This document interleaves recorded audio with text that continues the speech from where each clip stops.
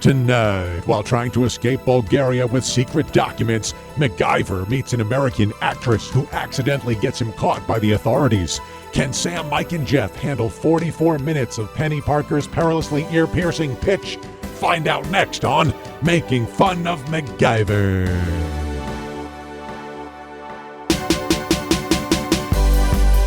It's Making Fun of MacGyver, a rib-tickling takedown of our favorite 80s adventure show, It's a Living. No, it's MacGyver, starring Sam Jordan as the skeptic, Mike Garland as the diehard, and Jeff Hess as the scientist.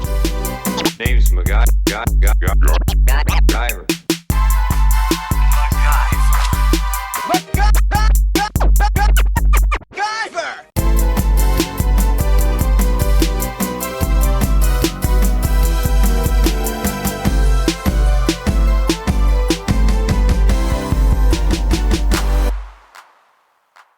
Welcome, everybody.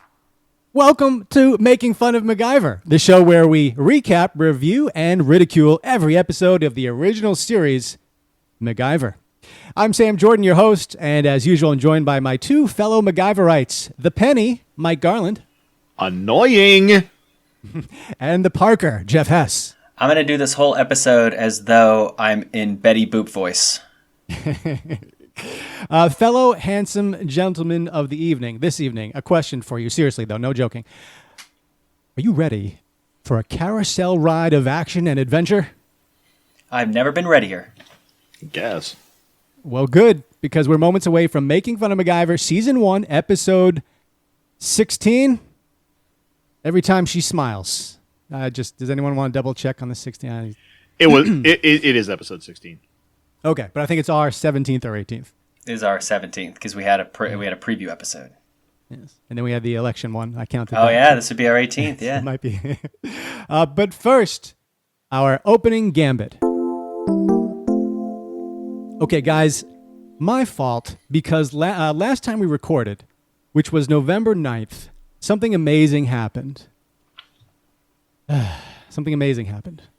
So we're doing the episode. We're talking. And I'm looking at IMDb as normal, looking for little tidbits of info as Mike is telling us about the episode. That episode was called The Enemy Within. And I look down, and I see on IMDb there is one review, one written review for this episode, ever. Okay, ever. I don't know, is that a surprise? What would you think? Would you think there'd be more people on IMDb writing a review for that MacGyver episode? Maybe 5, 10, no more than 20, right? That sounds like our listenership, so no, that's about right. But there was one. And that review was written November 9th, 2020, the day we recorded the episode. Ooh. Donald J. Trump. Did he write it? And I said, "Are you guys?" And I was looking at it, I was like, "Did they do this? Is someone writing this review as we're?" So here it is. Here's the review.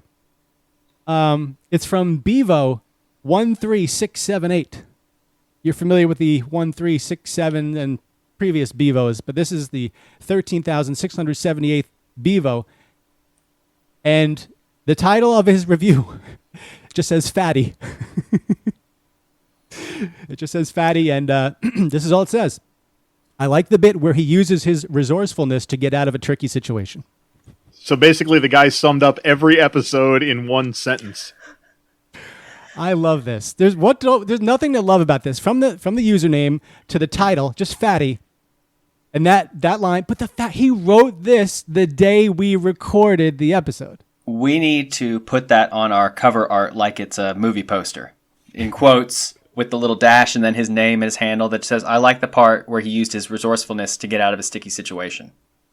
And then I went and looked. I clicked on his name, and sure enough, that day, it looks like he went on a MacGyver review rampage, writing similar things like that. You know, just like it was all variations of that summary of the show with stupid titles. So Bevo 13678, if you're out there, get in touch with us. Making Fun of MacGyver at Facebook, Fun of Mac on Twitter, and we got an email address, makingfunofmacgyver@gmail.com. Jeff, can you respond to their comments and invite them on the show? Yeah, I can review. I don't know if I can respond to that. A few years ago, IMDb, I think, I thought they shut down their reviews or something like that. Their user Probably reviews. So I don't know. wise. I don't know what this is. Someone's mind effing us here or something. But how is that happening? How is anyone reviewing this on that day? It's just so weird how sometimes people just jump in and start trolling things that other people are doing while they're doing it. It's like disrespectful.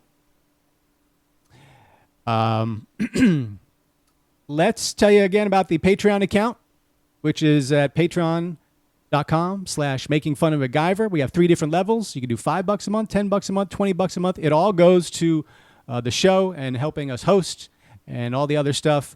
And you got your paperclip, you got your duct tape level, you got your Swiss Army knife. The Swiss Army knife, you're practically a member of the show. You don't have to do it every 2 weeks. You come on occasionally and you chat with us. So that's your best bang for your buck if you like the cut of our jibs. And yeah, Patreon, Making Fun of MacGyver. Check us out. Put something in the tip jar. We would be so excited if you did. Let's check out some viewer mail.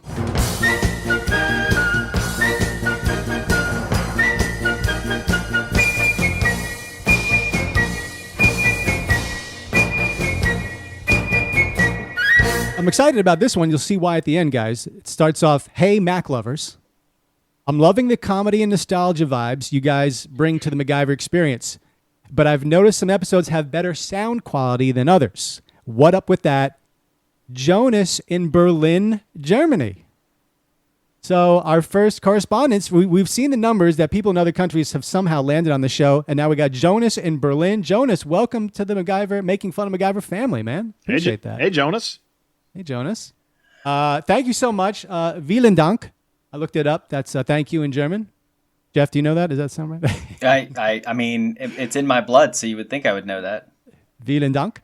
But I need to attest to him that we strive really hard for high quality audio consistency. Well, I hate to rain on Jonas's parade here, but Jonas, I'm sorry you've had to suffer through some audio issues, but I believe that's got to be due to the German internet providers throttling speeds or bandwidth or something, because if there's one thing we make sure of around here before we publish any episode, it's peak audio quality. We actually have pretty good microphones, and the digital signal processing that we use is solid.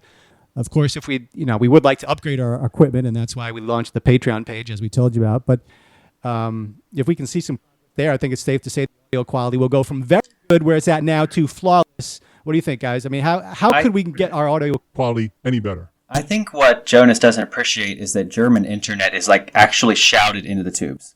So our internet it's transmitted to German. Yeah, like that. Where's my hello New York? How you doing, Berlin? Are you here for a good time? That's what German internet sounds like. But here's what I'm wondering. First of all, was Jonas or any of his brothers listening to our podcast, or was he possibly tuned into a Making Fun of Max Headroom podcast, and thus the confusion? Sorry, Jonas. We'll do what we can. As soon as people start kicking that Patreon account, we'll get primo mics. But if you're not enjoying this audio quality so far, talk to the German authorities, I guess. Gentlemen, let me take you back now to Sunday, February 19th, 1986. The number one film of the country remains Down and Out in Beverly Hills, starring Nick Nolte, Bette Midler. Yeah. This isn't 3 weeks in a row. This is 3 episodes in a row. So this shit's a month old now. I think it's a month. I think they did a month there. The number one song in the country remains How Will I Know by Whitney Houston. So, Mike, you get a chance to improve from last week. No. Come on. How will I know if he really loves me? How will I know if he really cares? I don't know the other lyrics. You did great. Man, I was on board with that. Yeah. Mike, anything? The fans demand it. Ooh, how will I know? Just trust your feelings. Okay. How will I know? All right.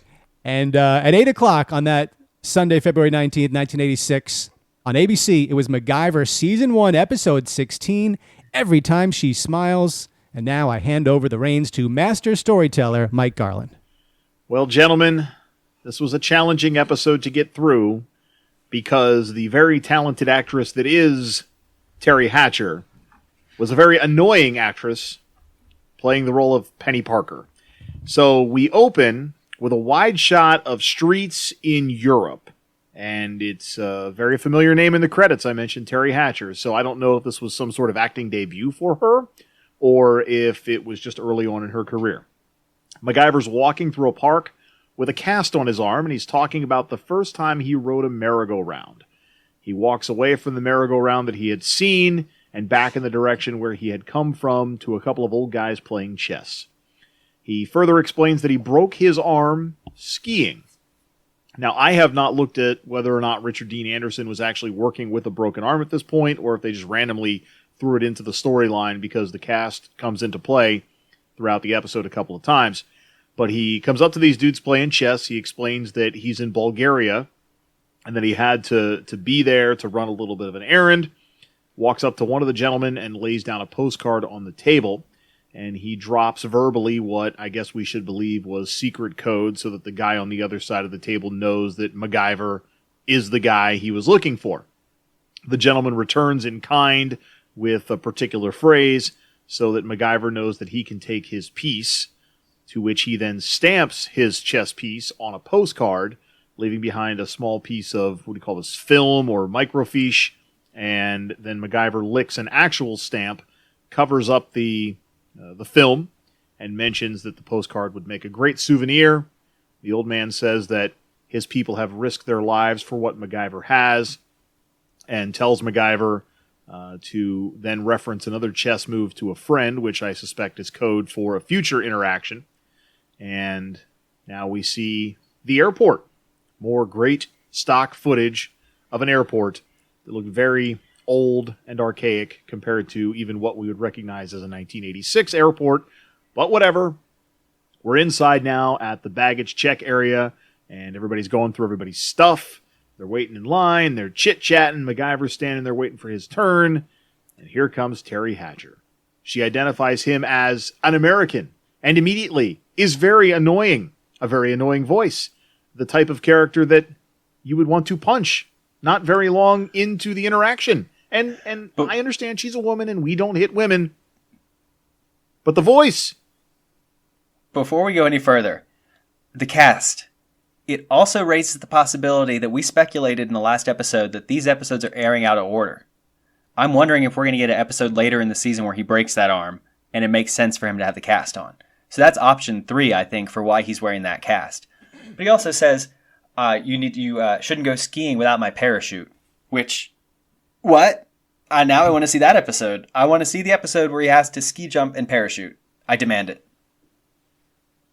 Terry Hatcher did some episodes of The Love Boat in 1985. So this is in 1986, and this was one of the earliest things she ever did. She did a TV show called Capital, Night Court in 87, one episode. But yeah, she's brand new at this point, fresh-faced, Hollywood actress. 5'6", I don't have her year of birth. Sorry. And she's doing Betty Boop as done. She's like doing an impression of Marilyn Monroe, doing an impression of Betty Boop. Totally dumb blonde, only a brunette. Oh my God. And by the way, Jeff, as we head into the holiday seasons, and you're referencing Betty Boop now for the second or third time, I would say that fans of National Lampoon's Christmas Vacation would possibly recognize that Aunt Bethany was actually, I believe, Mae Westell was the name. Aunt Bethany in Christmas Vacation was the voice of Betty Boop.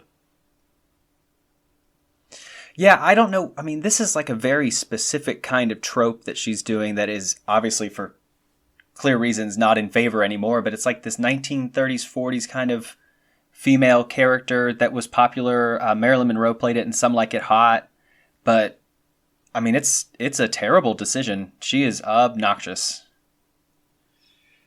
So she's introduced herself to MacGyver. She says she's Penny Parker, and she explains that she moved to Bulgaria to dance. Now, gentlemen, I've been to such places as Wackos and Silk Stockings, and I also would be then wondering who moves to Bulgaria to dance, and what kind of dancer are they?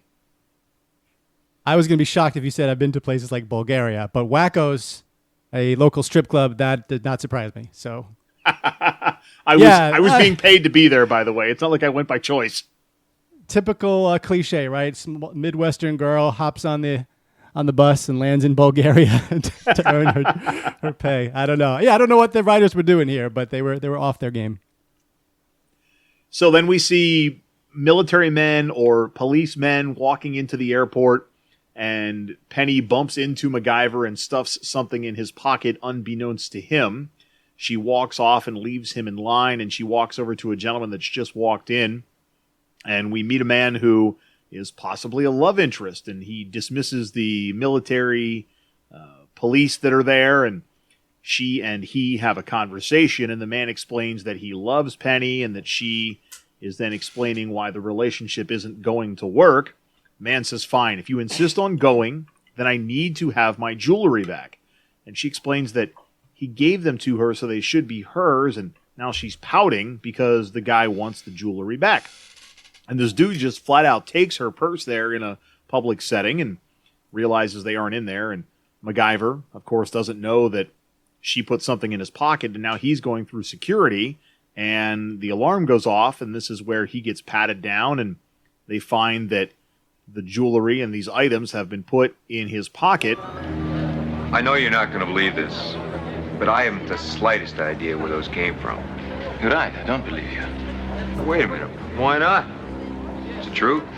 And they actually pull out the postcard, but at the time it's just a postcard. So the guy actually handles it and then puts it in MacGyver's bag, and he goes ahead and jokes about, like, hey, if I told you I didn't know where that came from, would you believe me?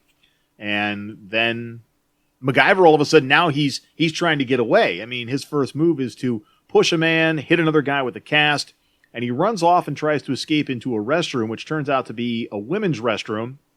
And there's a woman that pops out and scolds him. Now, I'm not sure if you guys recognize that actress, but it was Peggy Ray, who was, she played Lulu Hogg on The Dukes of Hazzard, but she had many a role in 70s and 80s TV. So a very southern, white, American woman actress pulling off a horrible European accent.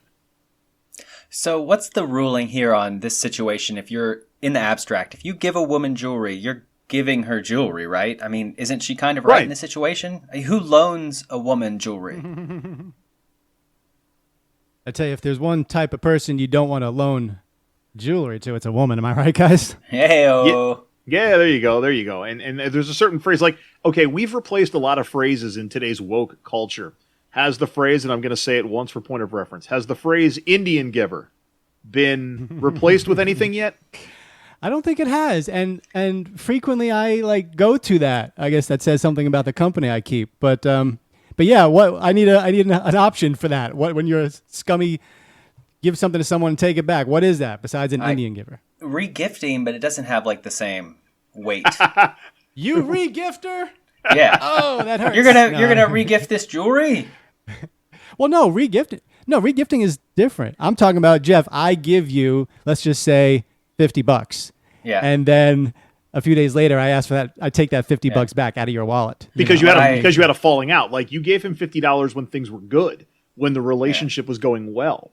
But now you two are about to break up, and you want your $50 back. I would think if you came back for that $50, what that would make you would be a homicide victim, because I would murder you for trying to steal what you had just given me. Let's just call it a Native American giver. I think that's the proper way to do this here. Works for me. Indigenous people giver. I don't think I have to make that reference anymore this episode, so let's just put this one to bed. So, MacGyver, after he's assaulted these guys and they've gone back through all of his stuff. Oh, wait, before we go on, I have a Does It MacGyver here. Does it MacGyver? I almost missed it. I'm sorry. So I was wondering if it's going to be enough jewelry to set off that old-ass wooden Bulgarian metal detector. So I did a little metal detector. So we're a little limited on Does It MacGyvers in this episode. There's really only one. So I researched some other things. According to this metal detector manufacturer, metal detectors can detect iron ball as small as 0.6 millimeters. Now that is a very, very, very small amount of metal that it can detect. But there are a lot of things that can affect if it can detect it or not, including its shape, its density, like if it's a straight line or if it's a ball. And it can also be confused by other things around it, such as meat. That's right. Metal detectors can get confused specifically by high water and salt content products like turkey. Wow. You know what was funny, though? The way the alarm goes off. Not the alarm, but just a little buzzer. And everyone in the airport turns around like, what? Somebody has something that would set this. Somebody has jewelry? That's crazy. Well, and then MacGyver's just standing there looking around, and it's crazy for as slick a person as he is. And if you go back to the Yana episode where the little gypsy was picking his pocket left and right, he knew that shit was happening then. How does he not know that stupid-ass Penny put something in his pocket when she bumped into him? And she does not do it quickly either. It's a huge fumble where she barely gets it in his pocket, quite obviously. He would have noticed. So, I mean, guys, I know that I'm supposed to try to clip audio as we do this, but the amount of annoying audio coming from Penny, I can't clip all of this as she and MacGyver are talking, and he's wondering why his pocket, and she explains that she hid it because the man was trying to take it from her, but he always does those kinds of things when he gets mad at her. And now they're in this room, and MacGyver's looking for a way out. He's walking around the room, dragging Penny with him because they're cuffed together. And he grabs a coat rack and a clothes hanger and a chair. And my first hope is he's going to beat the shit out of her until she stops talking. But no, in all seriousness, he pops through the wall and discovers that, unfortunately, there's a bunch of chicken wire on the other side of this drywall, so they're not going to be able to just get through. And I really, really feel, and I've said this before, that there's some Indiana Jones vibe MacGyver music going on here in the background. And Mac asks Penny a rhetorical question if she's ever been to the rodeo. And she starts to respond, and he immediately dismisses her like, no, of course you haven't. And he takes the coat hanger, he makes this figure eight, wraps them around the left side of the chair, and goes fishing through the chicken wire for a spot on the baggage belt where the two pieces come together. And I'm sure that has an official name, but there's a little metal, almost zipper piece on the conveyor belt. Mm-hmm. And he snags the belt, and the momentum from the hook pulls the chair through the wall. So I believe this is the part where I said, holy shit, Penny is annoying as hell. It's right there in text, so it must be true.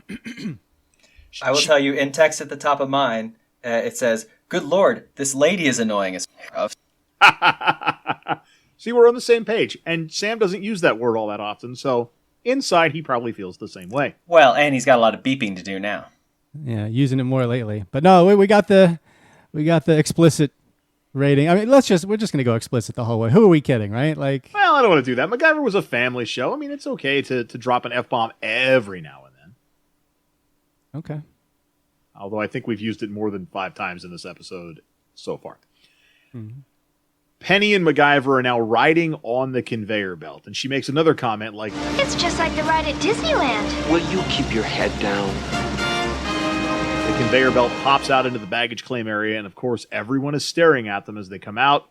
They hop up, and MacGyver explains that they had an economy class ticket, and they run out of the airport, and now they're looking for yet another way to get away. I don't know about y'all, but if a woman takes a ride with me, it's a first class ticket. To paradise, or hey man, we're making all the stops on the road. So this dude they've gone through their passports and all of their stuff, and he surmises that MacGyver and Penny are dangerous and should be considered enemies of the state as he hangs up the phone. And by the way, this was an opportunity as we saw Penny's passport and MacGyver's passport. The first thing I did was freeze it to see if I could actually see Angus on the passport, but they had it positioned so you could not see a first name. But what you did see was MacGyver's birthday, January 23rd, 1951. So was it an episode or two back we were wondering about whether the MacGyver character could have been in Vietnam? Well, based on that MacGyver's. He absolutely could have been in Vietnam, being born in 1951. So how old is he here then? 35? No. Rough 34, right? About 34? Well, 51 to 81 is 30, yeah, so he'd been 35. Okay. MacGyver's 35. Via IMDb, on Penny's passport shows a birthday of February 20th, 1962. But in the 4th season of MacGyver, Her birthday is said to be Halloween. Okay, let's skip that. Hang on. There was something better than that. Oh, yeah. Crud balls. And Can't find it. and Sorry, guys. by the way, that means Penny pops up more than just once. Oh, yes. MacGyver's passport lists his date of birth as January 23rd, 1951, correct? Yes. It's exactly 1 year later than Richard Dean Anderson's actual birthday. And Penny's says February 20th, 1962, nearly 3 years earlier than Terry Hatcher's actual birthday. So Richard Dean Anderson is January 23rd, 1950. 50. Wonder why they would do that. Like, what's the big deal on flubbing a year for the sake of, if you're going to be that mostly accurate, why aren't you accurate?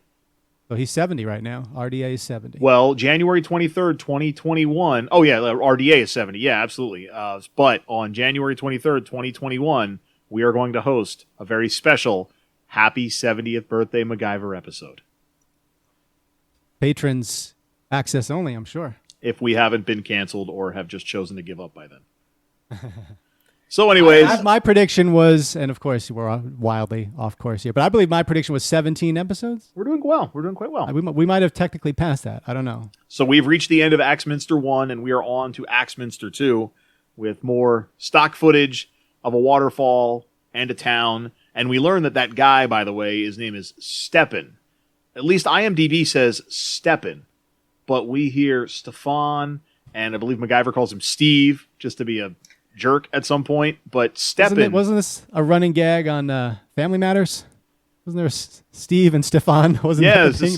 Steve Urkel and Stefan was the smoother, more debonair character. Yeah. So Stepan is now having this conversation with a man he calls his uncle, and he explains that he gave Penny some of his mother's jewelry to wear. But the uncle goes a little nuts and explains that the jewelry is worth way more than Stepan thought it was, and he explains that they were part of the crown jewels of the House of Hanover. Is there such a place as the House of Hanover? Oh, I have a very cool House of Hanover story for you. Why don't you get to the point where he talks about how much money they're worth, and I'll give you both how much that would be worth in today's dollars and the cool story about stolen jewels and the House of Hanover. Well, then let's hope I actually took that note. So Stepan's uncle basically tells him to get the jewelry back. He explains that the microfilm that MacGyver apparently has contains bank accounts of, Swiss bank accounts, I should say, and explains that he may know of a man that could help him find the whereabouts of the microfilm. And this is in and about the time where, and I forget what the actual dollar amount was because I wasn't even sure what he was saying currency-wise, but that ultimately the stuff that Penny had was worth a lot of money. So he said the jewels they had were worth 700,000 leva, and in modern American U.S. dollars, that's about $425,000 worth of jewels. Now, the House of Hanover actually has a pretty cool little story here. They were a German royal house founded in 1635. And wouldn't you know it, less than 100 years later, they were the kings of Great Britain and Ireland. By 1714, George I became the first Hanoverian monarch of Great Britain and Ireland, and they stayed on the throne until 1901. The last Hanover royal lost their house in 1918 when Germany became a republic. So the House of Hanover went from not existing to running Great Britain and Ireland in like 2 generations, which is pretty cool. Unfortunately, I couldn't find anything about their jewels being stolen. However, there is another true story about jewel thieves from World War II, where 3 American soldiers stole, in an infamous jewel heist, the crown jewels of the House of Hesse. Now, that's my last name, so I'm very personally invested in this story. But they stole $30 million worth of jewels while they were taking back land from the Nazis. Among that, including 54 rubies, 67 emeralds, 116-carat sapphire, and loose diamonds weighing over 280 carats. I'm flummoxed. And there is your history lesson of the day, folks. Good job, House of Hanover. I mean, from not existing to running the world in like a really rapid succession. I'd be interested to find out how they pulled that off. German ingenuity. So MacGyver and Penny have made their way back to the old man from the park. Frolov will do anything to get this back. Oh, come on. It can't be worth that much. It is worth a fortune. It is part of the treasure that his uncle looted from the state. How do you know that? It was evidence in the documents we got from his office safe. You mean And Stefan gave me jewelry his uncle stole? An uncle wants it kept secret, right? That and many other secrets. And the old guy is trying to get them to safety now, but Stepan and his henchmen show up at the park. The chase is on, and I love that the old man tried to run away, but clearly he is not of a running speed to outrun the police. MacGyver and Penny run off to the carousel that was foreshadowed earlier, and Mac runs in and turns the carousel on. The men jump on, and MacGyver ultimately pushes through like a speed stopper or something of the sort, and now these guys are just zipping around in circles at a high rate of speed. Let's make fun of this. Let's make fun of this. I don't know where those metal rings came from, but now as these guys are going around and fast forward on this carousel, Mac just dumps a bucket of metal rings on the thing, and they get into the gears, and all of a sudden it comes to a sudden stop, and they go flying. Hang on there. Okay. Well, I don't see you on the screen. I see Jeff. They go flying off, and bad stuff happens. So do you want the Does It MacGyver about would a carousel do this, or do you want to make fun of it first? I mean, can we just go with no and then yes? Go ahead. First of all, the old guy at that pace, all that's going to do is get him to step in.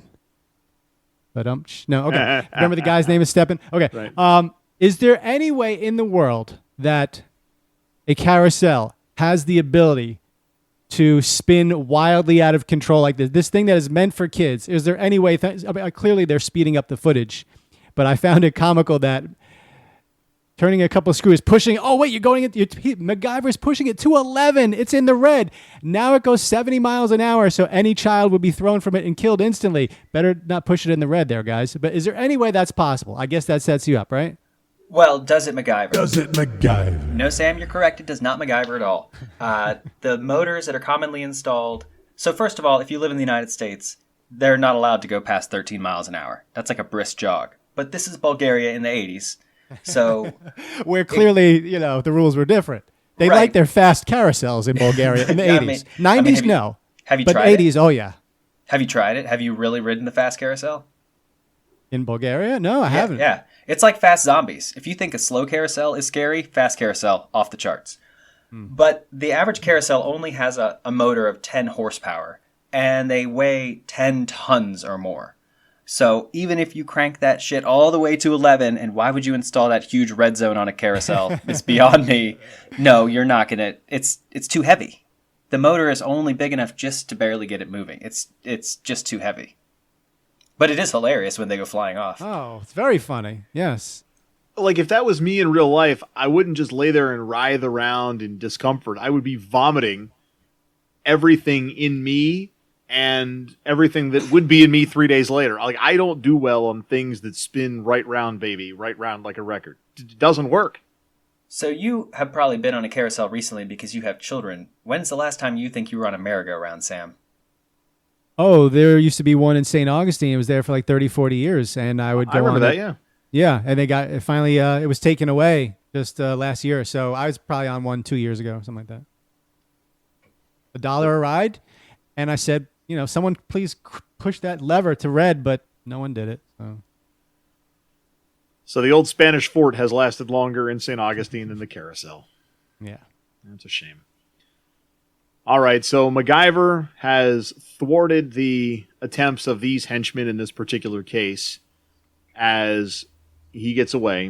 Penny is explaining now this layout at Stefan's place, and MacGyver asks about security, and she explains. She kind of poo-poos it. It's like, it's not much. This is governor.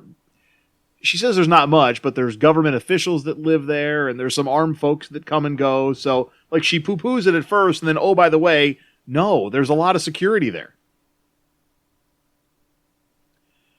At some point, for some reason, they kiss. I just have this habit of trusting people, and, well, sometimes I think it's a mistake.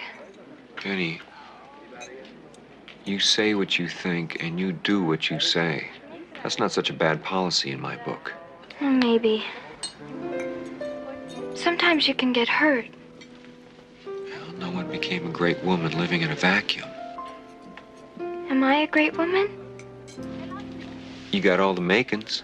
And this leads them to kissing, and it made me feel like, damn, that dog will kiss anything in front of him as long as they are of age. At least he didn't call her ugly this time. Well, she wasn't ugly. She was He didn't call her just ugly. He said she would be the ugliest woman in China. Well, this was interesting because as soon as he meets her acquaintance, possibly the most beautiful woman yet on MacGyver, Mac is like eye rolling and I can't be bothered like it's his little sister. It's interesting the way they give him this standoffish attitude towards Penny Parker here because I guess they're trying to say Mac really cares about what's on the inside, and if someone's dumb and ditzy, he's not gonna. Because otherwise, why wouldn't he fall for? I guess you need to do an adventure, a cross country adventure, and then Mac starts to get the hots for you, and they hadn't done one yet. But why would he not be attracted to her? And then yes, they finally do kiss because Mac sees something on the inside. She respects that. No one's ever said something to her so nice. And then sure, let's smooch. But he still is like doesn't want it. He's like taken aback by the kiss, and I don't think they do again. So it's strange that they don't really have them as a pure love interest. It's just like a, little sister kind of thing without the incest. Which is not best, by the way. We need to get rid of that slogan. Incest is best. It is not best. Yeah, but it does put your mother to the test. Not even good. No. Is anyone? No. Incest bad. Incest is bad. Let's make that the slogan. Like most times and twice on Sundays. Nancy Reagan just said no, and I'm pretty sure she was talking about incest. Yeah, I mean, probably. Yeah, that's fair. All right, so now they've kissed, and MacGyver clearly has, as I mentioned earlier, very, very little standards. As long as they are of age, he will Mac it, I guess. The original Mac Daddy. Mac Daddy. Yes. Anyways, the old man that had been captured in the park is now being held and being waterboarded or water bucketed or something like that. Yeah, waterboarded. Probably America's first look at waterboard. I don't think we saw waterboard because you got to be upside down, right, to be waterboarded. So. But yeah, he was tilted back in the chair. He was being aggressively splashed in the face. So that this uncle fellow comes in and he wants answers from the old man, and the uncle strong arms the old man with pictures and information about his family because he's trying to convince him to talk. And Stepan's uncle is convinced that Penny is an American agent, and he tells Stepan that if he runs into MacGyver, he should shoot him. And that is how Axminster 2 comes to an end. All right, let's reset things here. Take a deep breath and have our time capsule commercial, this time from IBM Personal Computers. Jim's dairy business is twice the size it used to be. Yeah, Jim's twice the size he used to be. He's got stores statewide. Had to get an IBM computer to tie them all together. IBM makes computers that know about the dairy business? IBM makes lots of different computers for any kind of business, and a lot of different software for marketing, billing, that kind of stuff. The software helps the computer to help Jim run his dairy business. Jim needs all the help he can get. He needs software for inventory, sales forecasts. It can even tell him how much milk will be produced. Yeah, but is anyone telling the cows? One thing's for sure, his IBM computers and software made his job a lot easier. Sure did. Sure did. No big deal making his job easier. It's the cows that do all the work.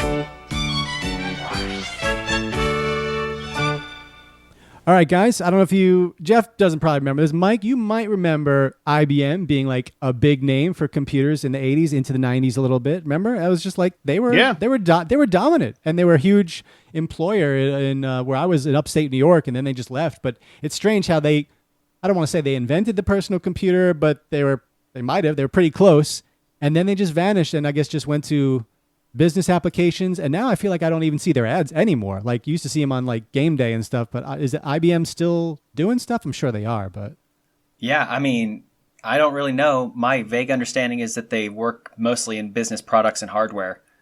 So like on the consumer electronics side, they're not a player because that market's really saturated, and you could go be IBM. Is IBM the brand that powered by Newton or something like that? Are they the brand that you hear certain technologies are powered by something that I thought was affiliated with IBM? I'm not sure, but I've got a crisp $1 bill if one of you can tell me what IBM stands for. International Business Machines. All right, whenever I see you, maybe next year, I got that $1 for you. You know where my email address is. Also, IBM once every morning. What's that? Okay, nice. Very nice. I think we've each had our 3 bad jokes today. He got to Steppen, he was macking her, and IBM. Yeah. It's like when my 8-year-old says, Dad, spell iCup. Like, no, I'm not going to do that. So anyways, back to the episode. Okay. Sam, spell iCup. ICUP. Oh, no, you didn't. Oh, man. Good stuff. Axminster 3. MacGyver explains that he's bouncing around Bulgaria and doing it with Penny is like playing dominoes. With every move, something might fall. Does he not know how to play dominoes? He clearly thinks dominoes is like setting them up and knocking them down, right? Does he not understand dominoes is a game that you play and you lay them the tile? Sam, you're from New York? Right, yeah. I found out the hard way that that's how you play dominoes. Because, yeah, when you're a kid, it's just like, let's have them all knock each other over. So, yeah, playing dominoes, though, is a different game where people slam them on the table. At least they did in New York, and I couldn't figure out why during my lunch break, and I was trying to get a rest. But, yeah. Well, you're trying to you have dominoes in your hand like a deck of cards, and you got to lay them out matching pieces, and you're trying to get yours out before everybody else. Mm-hmm. Okay. That's the gist of it. Yeah. So Mac says that he was simply supposed to come in for a chess game and leave with information. Now he's breaking into an apartment of a Bulgarian major in military police, and MacGyver's apparently still regretting the fact that he ever talked to Penny in the first place. And he finds the postcard, and before he could find his passports, there's a knock on the door, and it's Penny. And she acknowledges that she just walked in the front door, and that the doorman knows her, and now he knows that she's there, and everyone's probably going to find them shortly. Like, Mac's trying to be all stealth and sneak in, and then here comes stupid Penny just walking right in, like, I'm going to go upstairs and see my guy. This is the moment I started to wonder if she was a double agent. Mm-hmm. I have in my notes, I'm starting to think Penny's a spy. Mm-hmm. She's so dumb, and she makes such obvious mistakes, and she's making an even bigger one in about 10 minutes, that I started to wonder if she was a spy. And MacGyver's done that before. I don't think she was a spy, Jeff. I don't think I never thought she was a spy. I just thought that she'd be like so stupid that she'd stumble into the right or wrong things by accident, but definitely didn't have the skill set to be a professional at anything, except for maybe a working girl. He's trying to find his way. MacGyver's trying to find his way out of this building that they're in now, and he's in the kitchen or bathroom or something like that, and he unhooks the gas line from the stove, so, kitchen. And he puts it out the window, and then he gets into a little kitchen chemistry explanation. And Steppen is convinced that Penny is indeed a spy and that she's working with MacGyver. And MacGyver shows himself, kind of pops out the door, and Steppen asks, if MacGyver has surrendered. And I think MacGyver's like, no, not yet. And Steppen tells him to take a look outside, and that's when we see all the armed guards and the police are there. Well, don't forget, MacGyver helped himself to some delicious lard that all Bulgarians keep on their kitchen counter. Well, there's lard involved, and there was rat poison, and there was, so Steppen pulls a gun. I know Jeff's going to have a little bit of a does it MacGyver, I guess, here shortly. Oh, yeah. Steppen pulls a gun on MacGyver and wants the microfilm back, and Mac says no. While Steppen is posturing, we cut to the science experiment in the kitchen, and Steppen sees the smoke coming from the kitchen and then jokes that MacGyver jokes that he burnt the roast, and this weird food thing is starting to build and take shape in the back, and all of a sudden MacGyver hits Steppen, and there's an explosion, and everyone runs out of the building. So does it MacGyver? Does it MacGyver? I am loath to admit this is the first time I simply cannot determine whether this MacGyver's or not. Ooh. I don't have enough information about what he's putting in this cooking pot. He says rat killer. Well, he doesn't say rat killer, but it's a bottle of rat poison that he sets up there and we see. And he says tile cleaner, and then he uses something he describes as snowflakes. And it's in a blue box with white snowflakes on it. What are those? No idea other than modern day millennials, but you couldn't package them and put them in a box. These would have been common enough kitchen items that they would have just had them around and you would expect the audience to know what snowflakes is shorthand for. I was really hoping one of you two geezers would remember what snowflakes are. This is the second or third time that Mac goes all Julia Child. He goes Emeril Lagasse in the kitchen for a good 20 minutes while imminent death is on the other side of a swinging door. I love that turns into Julia Child and just like whips up all these ingredients when he could just walk in to get a glass of water, shoot him, and show and series over, and our series would have been over. But fortunately, Mac knows, take your time, see the ingredients, and then sometimes bite a carrot. But I guess they didn't have any carrots there that day. Yeah, I mean, I was just gonna say, think if MacGyver actually used a gun, like how much faster episodes would go. The show would be much quicker. Our show, I mean. So you can make chemical smoke with household items. You need ammonium and hydrochloric acid, which there are various parts and pieces of that kind of thing in the stuff he's using, but I just don't have enough information to tell you if that part MacGyver's. The part with the lard and the oven cleaner. Now, astute listeners may recall in the episode where the planes are involved, he uses oven cleaner and sprays it on some things and wraps it in a newspaper and throws it and it explodes, and I said it doesn't MacGyver. In this case, this does MacGyver. Courtesy of our good friends at Wired, it says sodium hydroxide. You might remember the scene in Fight Club where Brad Pitt explains what happens when you mix lye with melted animal grease. That's what happens when you spray oven cleaner, butane, and MEA. It softens hard organic coating, allowing the sodium hydroxide to attack the underlying fatty triglyceride molecules. The reaction gives off heat. So I'm going to give him a little bit of a fudge here because he's had a rough day on the MacGyvering and say the reaction caused enough heat that there's flame. The natural gas is shooting the flame out the window to make it look like the apartment's on fire. And the lard does MacGyver. So now that everybody's escaping the building, MacGyver tells Penny to put on like a bathrobe or something like that so they can just sneak out like everyone else is since this is dark. So MacGyver's going out in some bathrobe and Penny's in some like sexy, sluttery looking lingerie like she's ready for a night after the town. Yes. They showed roughly 2 to 3 seconds of Penny in that negligee. Penny's thigh, just FYI, 14-year-old me, that would have been enough for me right there. 1986. Yep. And if I have a VCR and can pause and rewind, yeah, that's enough, just to let you know. How's it doing for a 49-year-old you? No, I'm good. I mean, the eyes still notice it. I'm a male pig, right? I still notice that. That's hot, but I'm not inclined to do anything about it. Well, that's good. You might break your hand like MacGyver did if you're not careful. So they steal Stepan's Citroën, which, by the way, is a French car, and they drive off. That's the end of Axminster 3. We get to Axminster 4, and Stepan and his people are going to alert the Greek border because they have a vibe that that's where they're going to go. And Stepan also has a feel for where they're going to break down because he knew that his car was not full of gasoline or petrol, and that at some point it would come to a stop. So kind of astute thinking there on Stepan's part to triangulate or not radiate. Triangulate. I mean, if triangulate is what you do with a triangle, then why isn't radiate what you do with a radius?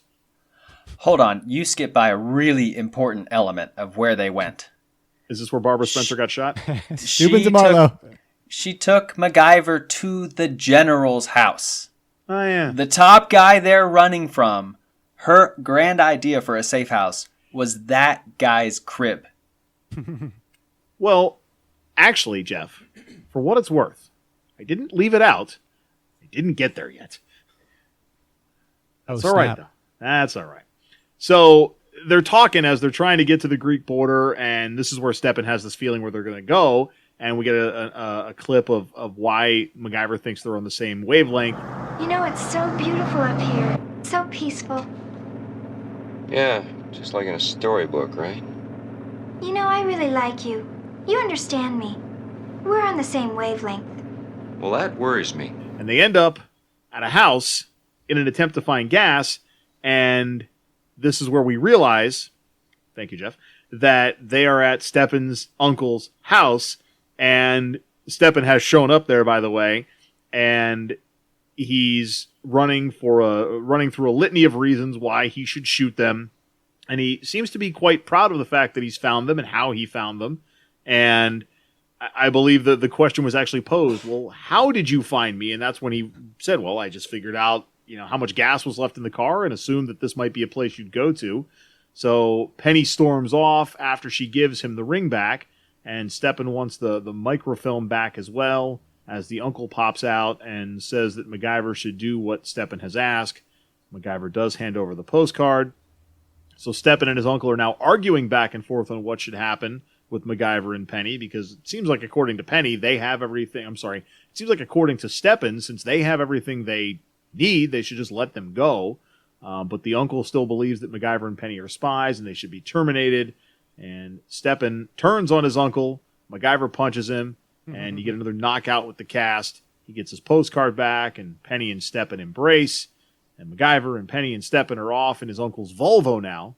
And they're on this winding road that MacGyver is driving. And it looks a lot like the same road in the last episode where MacGyver's buddy slid the cop car sideways and the police car slid into it. But anyways, MacGyver... And that was supposed to be Germany, and this is supposed to be Bulgaria. Same road. Meanwhile, it's probably the mountains. And have they moved to Vancouver yet, or is this probably still mountains in California? Yeah. It's California. Okay. So MacGyver's going out through the sunroof. Now, the only way I saw to keep us ahead of this game was to work up some kind of highway hazard.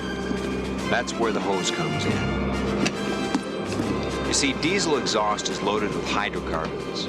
Now, if you mix hydrocarbons with water, you get what scientists call immiscible liquid. Immiscible. That means water and oil don't mix. And some decent real-life stunt work here from Richard Dean Anderson. It's clearly still him onto the hood of the car, but as the jump occurs, not Richard Dean Anderson anymore. Stuntman, as Stunt MacGyver jumps to the tanker truck, and he's now putting a hose on the exhaust of the tanker truck, and he's explaining his current project, which is now going to involve the carbon monoxide from the truck mixing with, I guess, water from this hose.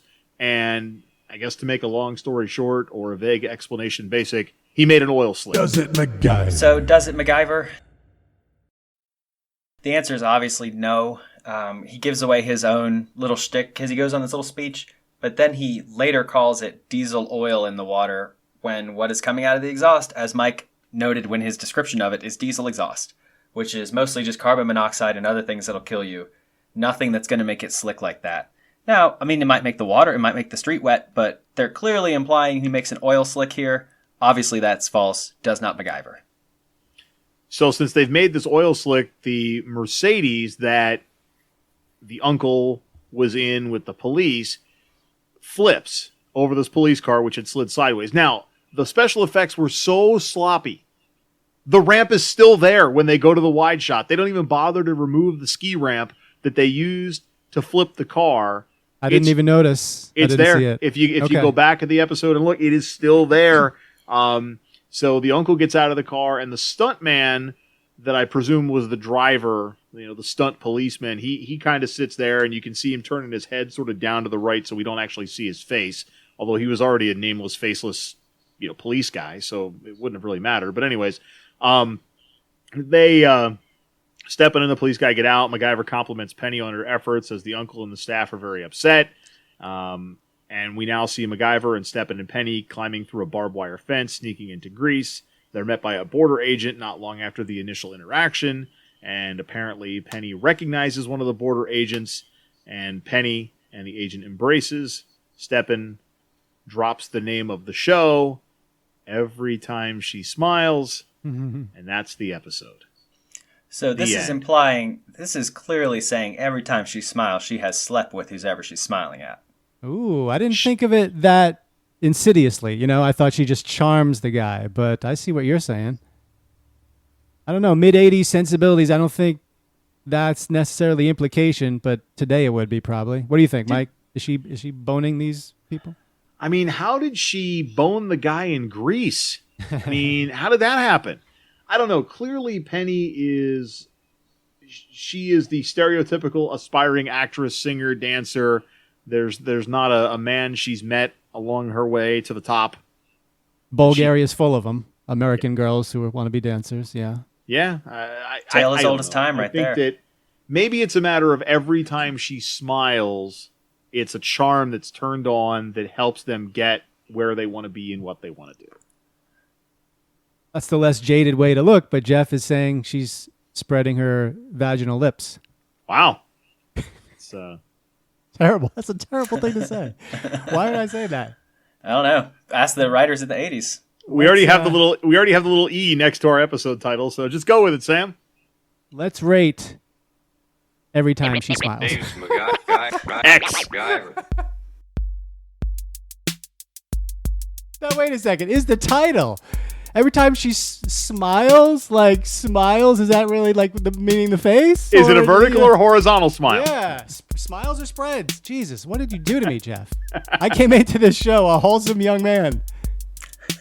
All right, Jeff, you're up first. What do you got? 1 to 10 mullets. Here we go. The average ranking. Hang on, guys. The average score for us as a crew, 4.9 on a 1 to 10. Jeff is averaging 4.8. So what do you say, Jeff?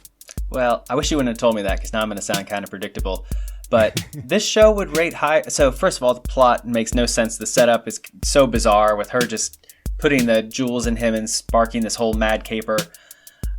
She is insufferable. She's so obnoxious to watch. She's such a hindrance to everything Mac does in ways that make you wonder why he's still palling around with this chick. Bad MacGyvering for what does exist. So it's just a 5. I mean, everything around it is fine, but her presence really drags it down. 5 mullets. Mike? I think I have to give it a 3 mullet operation because I cannot stand the Penny character.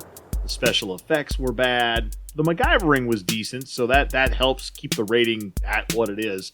But I was not pleased with this particular episode, and I think it made it worse because I know Penny comes back. Of all the sidekicks or potential reoccurring characters that we could have seen so far, we know this one comes back. I'd have rather him been running around Europe with Pete at this point. Yeah, she comes back, I want to say 2 more times. I'm not sure. Maybe 3. I'm not positive. That's probably because Terry Hatcher. Right. Yeah. So I'm in between you guys. And yeah, it wasn't great. The stunt work there at the end kind of brought it up a little bit for me. The truck action was pretty good. It wasn't stolen, so I'm giving him credit for that. Didn't notice the ramp though, Mike. Good eyes catching that, just like you caught the dummy a few episodes ago, and I didn't catch that either. But yeah, she is annoying. It seems like it's some old kind of like script writing where you just have like this one-sided character that just leads to these zany mix-ups, but. It's unfortunate because she's attractive and she's got good acting chops, as we saw what she did throughout her career. But I've got a 4, so we got a 3 from Jeff, a 5 from Mike. Other way around. I got this wrong. We got a 5 from Jeff, a 3 from Mike, a 4 from me. So that is. This one's rated 4 out of 10 mullets. Right. Let's count up the MacGyver mentions. This is where I tally up all the times anyone on the show says the word MacGyver, because it's a lot. Well, sometimes it's a lot. The all-time record is 36, and the average is 17.8. So, Mike, how many times did someone say MacGyver? 12. Jeff? 18. Mike nails it. 12 exactly. Wow. God dang it. How is he so good at this? He is good at this. I don't know. And I'll still say, like, I legitimately, you guys haven't accused me at all, but I think Jeff is now skeptical. I don't cheat, but I think what happens is maybe because more so I have to pay attention to the episode to a point to take notes, that it probably even just subconsciously by accident is there. I mean, sorry. I love this game, and I want to keep taking it seriously, but maybe we should start thinking now about something different to do for season 2 and retire this for a bit. No way. Okay. The total MacGyver count's got to stay. Right. But it's a good point, because I do spend what you spend rewatching the episode, I spend researching the episode. And a lot of times I will watch the episode twice, which is my own damn fault. But sometimes I watch it to watch it and take it in, and then I'll rewatch it to take the notes and make the timestamps for audio clips. Sometimes I would like to watch you when you watch it the second time. Is that possible? Can we set up a security camera feed? I would really like to watch you while you watch him watching it. No, that's just perverse. Yeah. What the hell, man. Come on. Well, seek help for that. Maybe that's how MacGyver broke his wrist. At least this time we don't get the handshake. Ouch, that hurts, because he's got a cast on to take care of that. But guys, let's see the low point of this episode. What was the low point? It's carousel. Is there any other argument? It's There's gotta be nothing the other than the carousel, right? Carousel out of control. Look out, kiddies. I was going to go with Penny's voice, but I guess I could support the carousel bit. I can tell you the hard point of this was Penny in that nightie. And finally, let's wrap this up with the review from Bevo13678 on Beefy on IMDb. He's got a review here, and the title of his review is called Twist. It says, "Great espionage episode. Love, murder, drugs, intrigue. Has it all." He's like watching these for real, it seems like. I don't know if he is, but we got to get a hold of this guy. It's good stuff. Any last words, guys? On this particular episode, I don't think so, no. I hope we finished all the episodes. That's what I hope. All right, guys. Appreciate you joining us this time. That does it for this week's episode. So for Mike and Jeff, I'm Sam. Thank you for listening to Making Fun of MacGyver. We'll see you next time. Peace.